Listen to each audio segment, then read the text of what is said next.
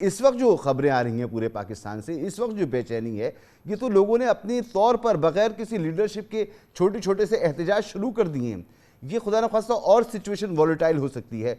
इसको कंट्रोल करने के लिए ज़ीशान मर्चेंट साहब, ये बड़ी अच्छी बात की क़य्यूम सुलैरी साहब ने कि मुल्क के अंदर जो ये करप्शन है, जो माफियाज हैं, इनको फौरी तौर पर डिसमेंटल करने की शायद ज़रूरत है। मईशत का पहिया तो जैसे चलना है वो तो अपनी रफ्तार से ही चलेगा, वो एक रिदम के साथ ही चलेगा। उसके लिए तो आपको एक माहौल बनाना पड़ेगा, लेकिन बुनियादी तौर पर जो लोगों को रिलीफ दिया जा सकता है वो माफियाज को ख़त्म करना। होर्डिंग माफियाज, लोगों को जगह जगह रिश्वतों का सामना करना पड़ता है। तो उस माशरे में अगर सुधार पैदा किया जाए तो इससे कुछ बेहतरी हो सकती है।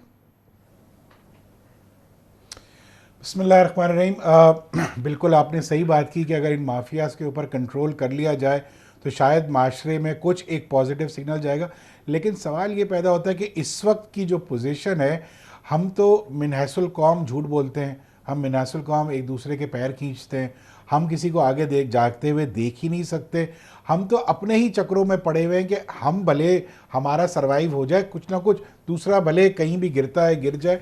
प्रॉब्लम ये है कि आपने जो सबसे पहले जो सवाल किया था कि जो फ़्लाइट है वो कहाँ जाएगी, फ़्लाइट हो रही है जी, डॉलर की फ़्लाइट हो रही है। डॉलर जो है वो धड़ाधड़ ऊपर की तरफ जा रहा है और इसी ट्रेजेक्ट्री में जा रहा है कि वो इंटरिम सेटअप के दरमियान में आते के साथ ही 20 रुपये डॉलर बढ़ गया है। पाउंड जो है 400 रुपये क्रॉस कर गया है।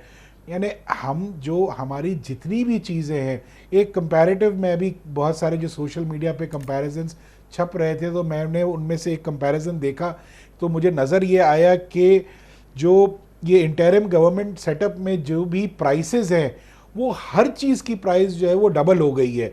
यानी दाल हो, आटा हो, चाय हो, दूध हो, चीनी हो, कुकिंग ऑयल हो, चावल हो, चिकन हो, रोटी हो, कोई एक ऐसी चीज़ तो मुझे नज़र आए कि जिसकी प्राइस कम हुई हो। तो सवाल ये पैदा होता है कि ऑप्टिक्स की जो बात हम कर रहे हैं कि ऑप्टिक्स कुछ ठीक हो जाए, इन ऑप्टिक्स को ठीक बिल्कुल करना है, लेकिन मसला ये है गरीब आदमी जो है वो पिस रहा है, वो हमारी गर्दनों को आ जाएंगे। नहीं हो रहा ना हमारा। मैं अभी आप इस वक्त तो रोटी का मसला है, नहीं होगा। मैं आपको बताऊं, इस वक्त मैं आपको बताऊं, मैं अभी बैठा हुआ जब आप ये शुरू कर रहे थे बातचीत, आपने अपने दोनों स्पीकर्स को लिया, मैं एक हिसाब लगा रहा था अपने ऑफिस के एक आदमी का कि जिसने मेरी उससे कल ही बात हो रही थी। उसने मुझे कहा कि मेरा वन साइड बस का किराया जो है वो 140 रुपये है।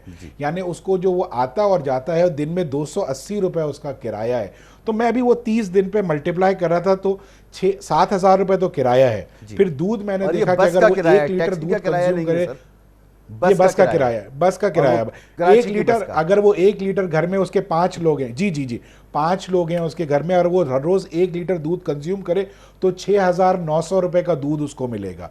अगर वो महीने में 5 दिन अगर 1 किलो चिकन ले, 5 दिन सिर्फ 2,500 वो है। आटा 10 किलो पूरे महीने में खाए तो 1,700। कुकिंग ऑयल जो है अगर 10 किलो पूरे महीने में इस्तेमाल करे 6,200। चावल अगर पूरे महीने में सिर्फ 10 किलो इस्तेमाल करें 4,400। ये सिर्फ बुनियादी खाने पीने की और एक साइड का उसका कन्वेंस, 2 साइड का कन्वेंस, ये बनता है 31,120 रुपये। फिर मैंने उसमें जोड़ा 5,000 रुपये बच्चों को पढ़ाने के लिए एजुकेशन में, 10,000 रुपये का तकरीबन उसका इलेक्ट्रिसिटी का बिल है, 3,000 रुपये उसका गैस का बिल है। ये सब मिला के बनता है 49,120 रुपीज़। अभी मैंने घर का किराया शामिल नहीं किया है। ये मेरे एक पियोन के ऑफिस के एक नॉर्मल पियोन की 5 जिसकी हाउस होल्ड की फैमिली है, उसका 50,000 रुपये अभी ये खर्चा है इलावा रेंट के।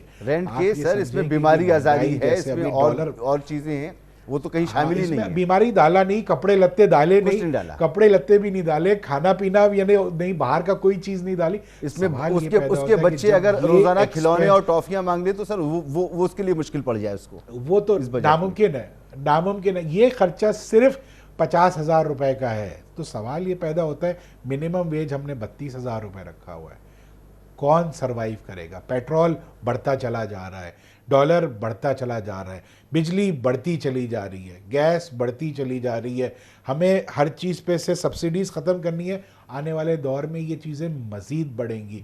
तो मुझे तो ये लगता है कि जो मिडिल क्लास था अब वो बहुत जल्दी गरीब आवाम और लोअर क्लास में आ जाएगा या आ चुका होगा, और जो लोअर क्लास है मेरे ख्याल से अब उसे पाकिस्तान में ज़िंदा रहने का हक नहीं है, क्योंकि जिस तरीके से ये चीज़ें बढ़ रही हैं तो हमें देखना है हमारे जो लोग अनफॉर्चुनेटली एक ये हमारे यहाँ जो लोग जिनके पास पैसा है वो इतना ज़्यादा पैसा है और वही सिर्फ पैसा बना रहे हैं, और हम उन लोगों को नहीं केटर कर रहे इस वक्त कि जिन लोगों को ज़रूरत है। तो इस वक्त गवर्नमेंट का फोकस जो है ऑप्टिक्स को भी ठीक करना है। इस सर वक्त ये गवर्नमेंट फोकस का समझना चाहूंगा मैं, ये फोकस समझना चाहूंगा क्योंकि ये बहुत इंपॉर्टेंट है कि महीने 2 महीने 3 महीने में ये सूरत हाल अगर कंट्रोल नहीं होती तो फिर मामला बहुत खतरनाक हो सकते